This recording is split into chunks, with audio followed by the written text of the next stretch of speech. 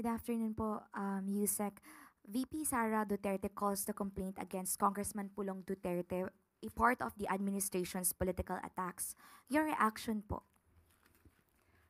As I have said during the last press briefing, that the Vice President should have at least leveled up in her discussions, in her responses in certain issues. But it seems that she never heard anything in regard to that, or she just refuses to listen. Hindi siya nag-level up. Mas parang bumaba pa. Inuulit niya muli ang kanyang mga excuses na pamumulitika, politicking. Kung ito ay patungkol sa inyong kapatid, sinabi niya po sa interview, hindi pa niya nakakausap si Congressman Pulong Duterte. At malamang ay hindi niya rin po nadinig ang interview sa kanyang kapatid. At ito po ay nasama na po sa news. At and I quote, sa Tagalog po ito, pero he said it in Cebuano.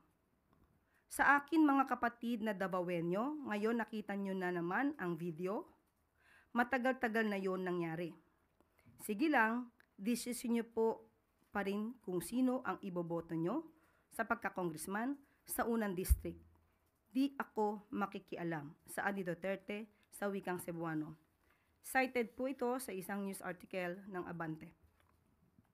Now, kung inamin naman po ni Congressman Pulong Duterte, ayon sa kanyang pag-interview, hindi niya tinanggi ang video. Papaano ipapahid ng Vice Presidente ang ginawang ito ng kanyang kapatid sa Pangulo at sa administrasyon?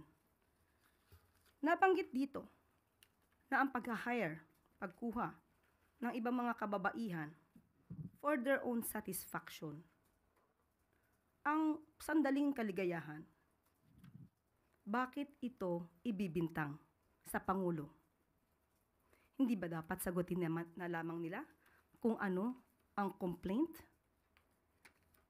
Definitely, Congressman Pulong Duterte is a public servant. He should know his obligations. He should know the laws. He should know what good traits of a leader should be. Or what good traits that a leader should describe himself.